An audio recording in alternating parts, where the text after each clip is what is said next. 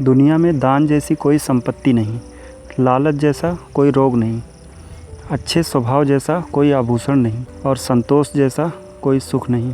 अगर हमारी आदतों में क्रोध और अहंकार भरे हैं तो हमें बर्बाद करने के लिए दुश्मन नहीं, हमारी आदतें ही काफ़ी हैं। क्लास 9th का साइंस चैप्टर 8 उदाहरण है 8.7 और पेज नंबर है 121। किसी कार पर ब्रेक लगाने पर वह गति के विपरीत दिशा में 6 मीटर पर सेकंड स्क्वायर का त्वरण उत्पन्न करती है। यदि कार ब्रेक लगाए जाने के बाद रुकने में 2 सेकंड का समय लेती है तो उतने ही समय में यानी कि 2 सेकंड में ही तय की गई दूरी ज्ञात कीजिए। तो यहाँ पर हम देख रहे हैं कि तय की गई दूरी हमको ज्ञात करना है। तो दूरी का फार्मूला जो है वो हम जानते हैं कि s बराबर होता है ut प्लस का हाफ at स्क्वायर। ये फार्मूला होता है दूरी ज्ञात करने के लिए। तो अब यहाँ से हमें u पता होना चाहिए, t पता होना चाहिए, उसके साथ a भी पता होना चाहिए, तब हम जाके ये फार्मूला लगा सकते हैं। तो उसके लिए अब देखते हैं इस प्रश्न में क्या क्या दिया गया है। तो यहाँ पे कहा गया है गति के विपरीत दिशा में 6 मीटर पर सेकंड स्क्वायर का त्वरण उत्पन्न होता है, यानी त्वरण जो है वो दिया गया है 6 और वो भी माइनस का है। तो यहाँ से हम लिख सकते हैं त्वरण है माइनस का 6 मीटर प्रति सेकंड स्क्वायर। अब माइनस क्यों लग रहा है? क्योंकि यहाँ गति के विपरीत दिशा में ये त्वरण काम कर रहा है, यानी उसको रोकने का काम कर रहा है, इसलिए माइनस रहेगा।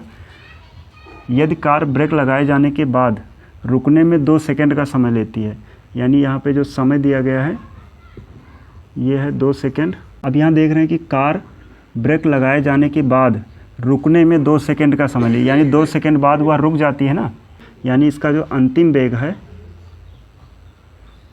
अंतिम वेग v, ये हम जानते हैं 0 हो जाएगा, क्योंकि ब्रेक लगाने के बाद 2 सेकंड लेती है समय और रुक जाती है, ठीक।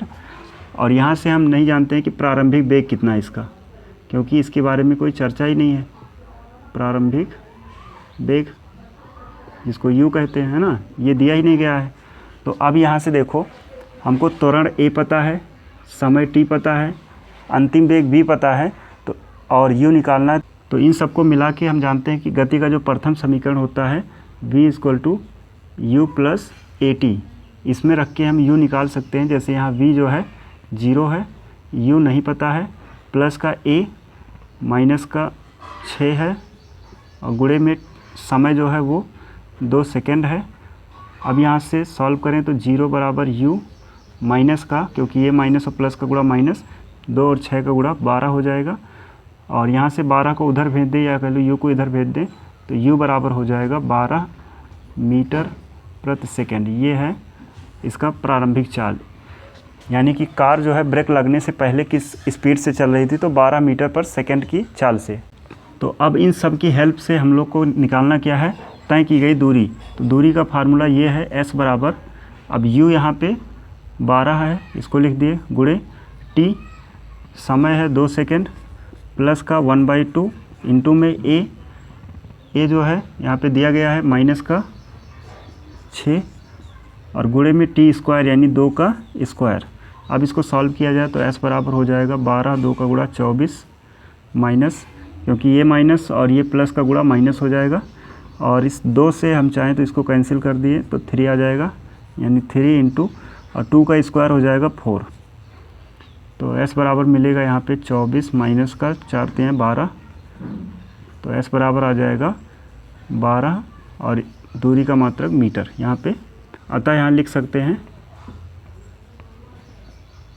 कार द्वारा उतने ही समय में तय की गई दूरी ये है 12 मीटर। अब यहाँ से एक कॉन्सेप्ट ये आ रहा होगा, तो यहाँ से हम ये कॉन्सेप्ट समझ सकते हैं कि जब कोई 2 गाड़ी ऐसे आगे पीछे चलती हैं तो उसमें क्या होता है, एक गैप बना के रखती है ना, दूरी कुछ बनाए रखती हैं।